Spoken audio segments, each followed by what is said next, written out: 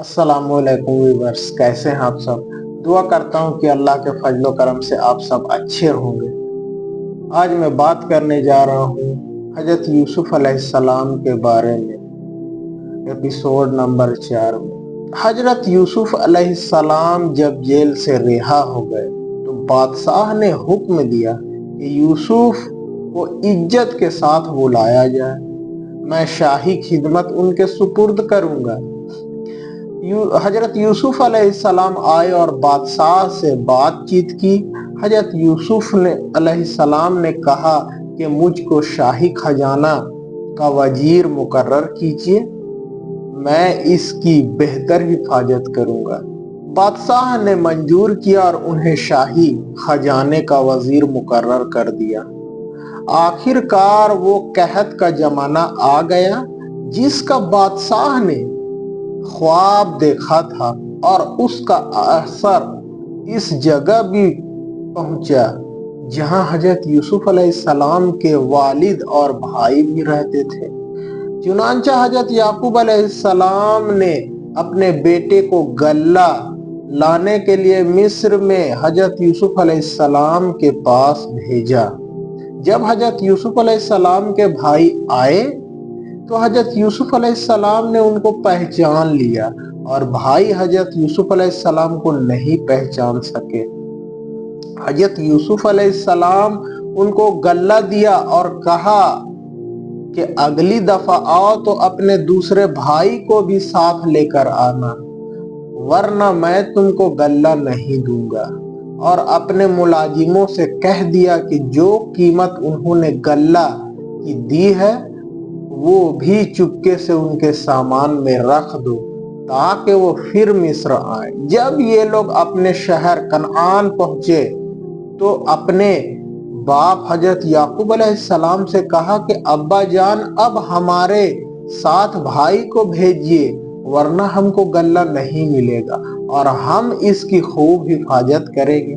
जब उन्होंने अपना असबाब खोला और उसमें सारी रकम देखकर बहुत खुश हुए, फिर बाप से कहा कि देखें, शाह मिस्र ने हमारी रकम भी वापस कर दी है, अब आप हमारे साथ भाई को जरूर भेजें, हम खूब हिफाजत करेंगे और हमको सामान भी ज्यादा मिलेगा। हजरत याकूब अलैहिस्सलाम ने कहा कि जब तक तुम अल्लाह का अहद मुझको ना दो कि इसकी हिफाजत करोगे और इसको सबके साथ रखोगे, उस वक्त तक मैं इसको तुम्हारे साथ नहीं भेजूंगा। आखिरकार सब भाइयों ने अहद किया। हजरत याकूब अलैहिस्सलाम ने इनको नसीहत की कि तुम सब एक दरवाजे से दाखिल मत होना।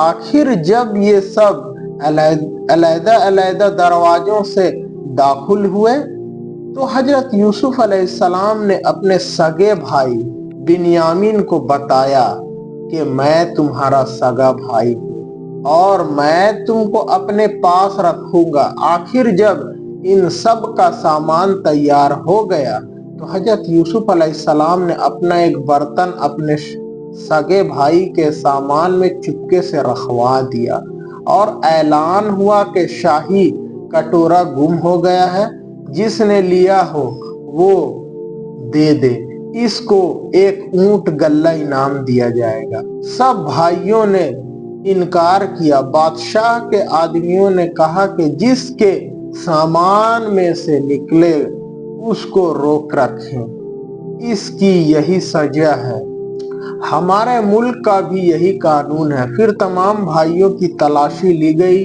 आखिर बिन्यामीन के सामान में से वो कटोरा निकला। इस तरह हजरत यूसुफ अलैहिस्सलाम ने अपने भाई बिन्यामीन को अपने पास रोक लिया। भाइयों ने देखा तो कहने लगे इसका भाई भी चोर था। हजरत यूसुफ अलैहिस्सलाम ने सब कुछ सुना और खामोश रहे। अब सब भाइयों ने मिलकर हजरत यूसुफ अलैहिस्सलाम से दरखास्त की कि इसका बाप बहुत बूढ़ा है, इस पर रहम खाकर छोड़ दीजिए और इसकी जगह हम में से किसी को पकड़ लीजिए। हजरत यूसुफ अलैहिस्सलाम ने फरमाया, अल्लाह की पनाह, जो चोर को छोड़कर बेगुनाह को पकड़ी। जब ये लोग बिल्कुल मायूस हो गए तो सब ने मिलकर मशवरा किया कि अब क्या करना चाहिए। तो सबसे बड़े ने कहा, तुमने अल्लाह की कसम खाकर अपने बाप को यकीन दिलाया था कि उसको जरूर वापस लाओगे। फिर यूसुफ के साथ हमने जो हरकतें की वो तुमसे छिपी नहीं, इसलिए मेरी तो हिम्मत नहीं कि बाप को मुंह दिखाऊं या खुद हाजिर होने की इजाजत दे। अल्लाह कोई दूसरी सूरत पैदा कर दे तो और बात है। तुम लोग जाओ और जो कुछ हुआ ठीक ठीक अपने बाप से बयान कर दो। अगर वो अपनी तसल्ली करना चाहें तो उस गांव के लोगों से पूछ ले कि जहां हम ठहरे थे, और उस काफिला से मालूम कर ले जिसके साथ हम आए हैं। इस मशवरा के बाद ये लोग घर पहुंचे और वालिद साहब को तमाम किस्सा सुनाया। उन्होंने सुनते ही फरमाया, तुम्हारे दिलों ने ये बात गढ़ ली है, बहरहाल सब्र अच्छा है। उम्मीद है कि अल्लाह हम सबको एक जगह जमा करेगा, वही खूब जानता है कि ये क्या हो रहा है। और इनसे दूसरी तरफ रुख कर लिया। हजरत यूसुफ अलैहिस्सलाम के गम से उनकी आंखें सफेद हो गई थी और बीनाई भी चली गई थी। यूसुफ के भाइयों ने कहा, अब्बा जान, आप तो यूसुफ को याद करते हुए गल जाएंगे और जान दे देंगे।